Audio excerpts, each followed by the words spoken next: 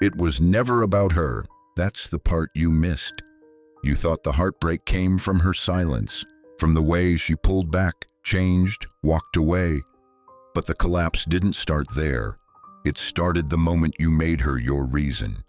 The moment you turned her presence into peace, her attention into identity, her affection into permission to feel worthy. Plato didn't warn you about women because they're dangerous. He warned you because the untrained man gives away his soul before she even asks. And once that happens, she doesn't need to destroy you. You'll do it yourself. Plato never wrote about how to win a woman's heart. He didn't care about flirting, charisma, or romance. Not because he thought love was unimportant, but because he understood something deeper, something most men still haven't grasped. Plato wasn't trying to help men impress women. He was trying to help them stop collapsing for them. His work wasn't about courtship, it was about clarity, about a man's ability to rule his own inner world. Because without that, everything else falls apart, including love. And that's where most men go wrong.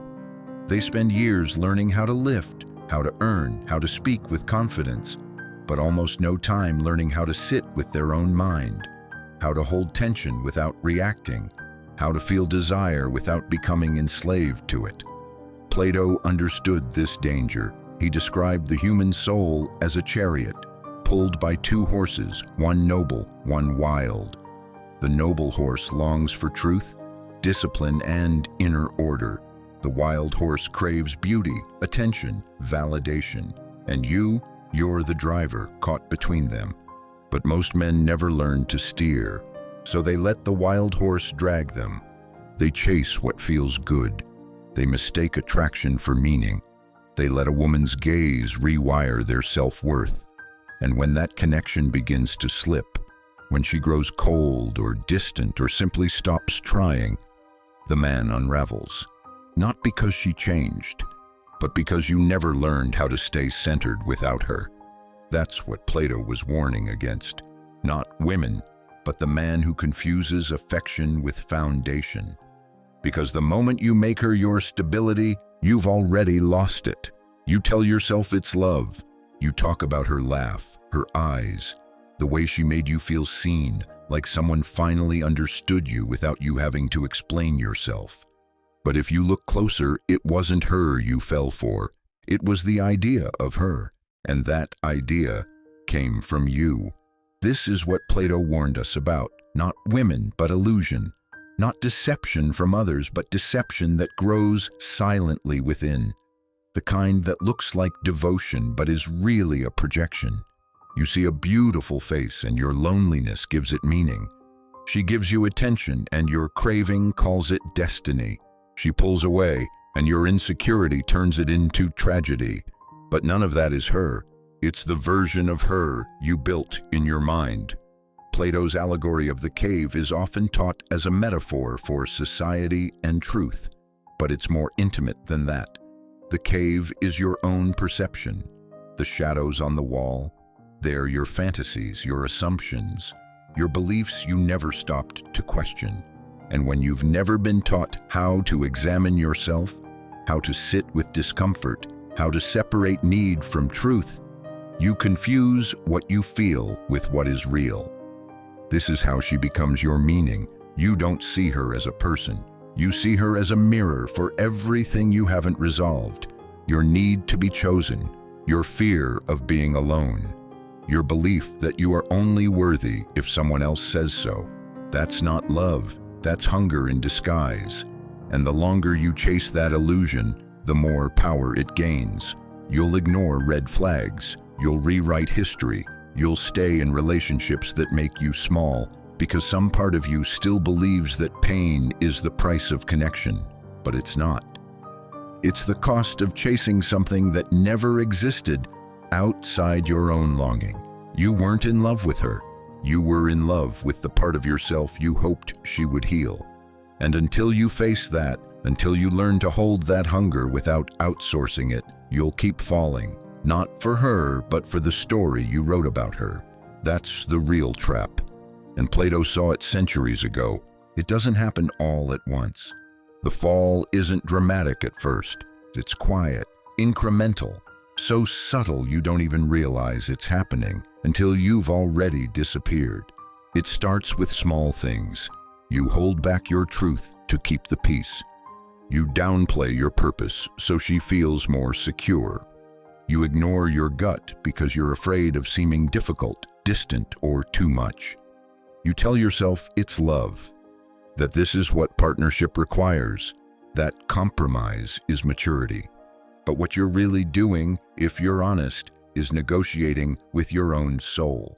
Each time you suppress what matters to you, just to stay close to her, you send yourself a message. My needs don't matter. My mission can wait. My truth can be silenced. And over time, that message becomes your reality. This is why so many men lose themselves in relationships, not because she demanded it, but because they offered it.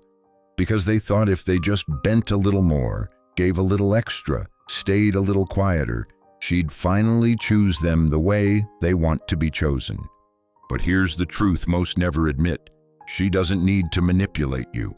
Your need for her validation does it for her, not because she's cruel, but because you've made her feelings more important than your foundation.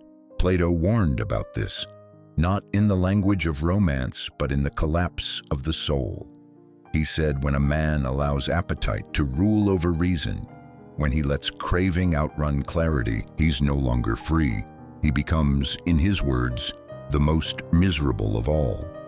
Because you can't find peace when your identity depends on someone else's mood. And you can't feel strong when every boundary you set is followed by an apology. This isn't love. This is self-abandonment dressed in loyalty. You trade your clarity for closeness, your conviction for comfort, your voice for the hope that she'll stay, and maybe she will, for a while. But the longer you betray yourself, the harder it is for her to respect you, and the harder it is for you to respect yourself. The collapse always starts small, but left unchecked, it becomes the story of a man who gave everything, except to himself. It's tempting to blame her, to say she changed, that she stopped trying, that she pulled away when you needed her the most. And maybe that's true, maybe she did. But even if she did, that's not why you broke. Because what really shattered wasn't the relationship. It was the illusion. The belief that if you gave enough, proved enough, loved hard enough, she would finally make you feel whole. But she didn't. She couldn't. Because that was never her job. You see, Plato didn't warn you about women because they're manipulative or cruel. He warned you about the man who hasn't done the inner work, the man who makes another human being responsible for what he refuses to face in himself. And here's the brutal truth. She didn't destroy you. She revealed you. That's what women do, whether they mean to or not. They reflect. They reflect the cracks in your self-worth.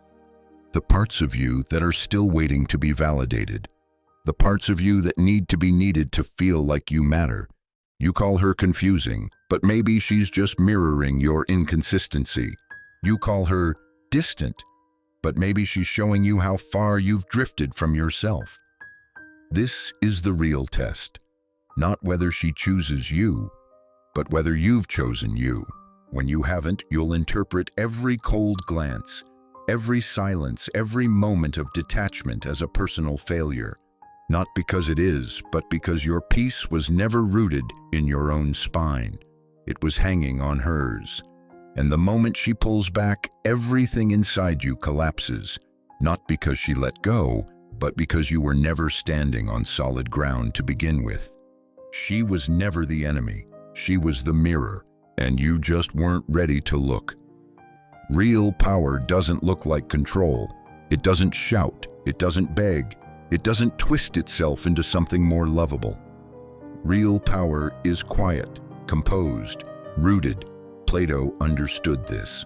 When he spoke of leadership, he wasn't talking about charisma or dominance. He was talking about the man who could rule himself, the philosopher king, the one who had aligned his reason, his spirit, and his appetite into a single direction.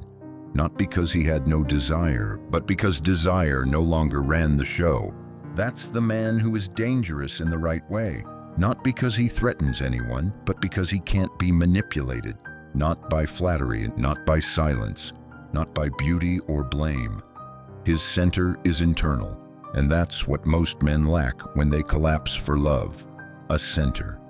You think you need more strength, more tactics, more status, but what you really need is inner order, not to kill the wild horse, but to guide it, not to silence emotion, but to feel it without being ruled by it. This is mastery, not suppression, not detachment, discipline that comes from integration, not fear, clarity that stays steady even when your heart races, presence that doesn't flinch when she tests your edge, because she will, not because she's cruel, but because she's trying to feel where you end and where you start. She wants to know, is this man anchored, or is he just performing stability until she pulls away? And she can always tell. You think she wants romance. She wants your spine. She wants to feel that even when she storms, you don't evaporate. Plato called this man just, not in the moral sense, but in the structural sense. Everything within him is aligned. Desire serves reason. Passion serves truth. Emotion serves love, not validation. That's the man who can love without losing himself. And that's the man who no longer falls for illusions, because he doesn't need them anymore. There's a moment every man reaches if he's paying attention. A quiet one, no breakdown, no dramatic ending, just silence. Just the realization that you've been orbiting around someone else's gravity for far too long. And somewhere along the way, you left yourself behind. You made her smile your compass, her love your meaning, her presence your permission to feel whole. But she was never supposed to carry that weight. That was never her job. It was yours. You abandoned yourself, slowly, silently, hoping she would fill the space you no longer stood in. And now you're here, wondering why the emptiness still follows you. It's not because she's gone, it's because you've forgotten how to come home to yourself. This is where integration begins. Not with anger, not with withdrawal, but with radical clarity. I gave away what I was supposed to guard, and now you take it back. That doesn't mean becoming cold. It means becoming complete. It means living in such a way that your center no longer depends on how someone else feels about you. It means no more performing, no more bending, no more hoping she'll give you what you've refused to give yourself. Because when you reclaim the parts of you that you've outsourced, your peace, your power, your purpose, you stop chasing women like they're lifeboats. And something shifts. You stop trying to prove. You stop needing to be chosen. You show up not as a man looking to be filled, but as one who brings fullness with him. That's the man who doesn't need control to feel secure, who doesn't collapse when she tests him, who doesn't beg, bargain, or break. Not because he's numb, because he's whole. You want to love without fear? Then build a self you no longer have to betray just to be close to someone else. Reclaim the man you keep abandoning, not by force, but by finally choosing him over the illusion. You've spent enough time in the cave, watching shadows, calling them love, building your identity around someone else's gaze, and wondering why your peace never lasts. But here's the truth, the one Plato hinted at, the one most men still can't face. You were never fighting her. You were fighting the parts of yourself you refused to meet, the longing you disguised as devotion, the fear you called love, the self-abandonment you dressed up as loyalty. And now, standing here, you have a choice. You can keep chasing her, or whoever comes next, hoping she'll fix what you won't touch. Or you can turn toward the light, not to escape women, not to resist love, but to finally meet yourself in full. Because when Plato spoke of freedom, he wasn't talking about the absence of rules. He was talking about the presence of self-mastery. He said, "No man is free who is not master of himself." And now you know why. Because until you rule your inner world, you'll be ruled by anything that feels good for a moment. A glance, a compliment, a kiss, and just as quickly, the silence, the rejection, the withdrawal will unmake you again. But you don't have to live that way anymore. You're not here to be impressive. You're here to be whole. You're not here to win her. You're here to stop losing yourself. So stop asking how to keep her. Start asking, what would it look like to never betray myself again? That's the only question that matters now, because the man who can answer it with action, with stillness, with discipline, with presence, that's the man who doesn't just survive love. He transforms through it. Not as a boy chasing approval, but as a man walking in truth. It's time. Step into the light, not to escape her, but to finally stand beside her without falling apart.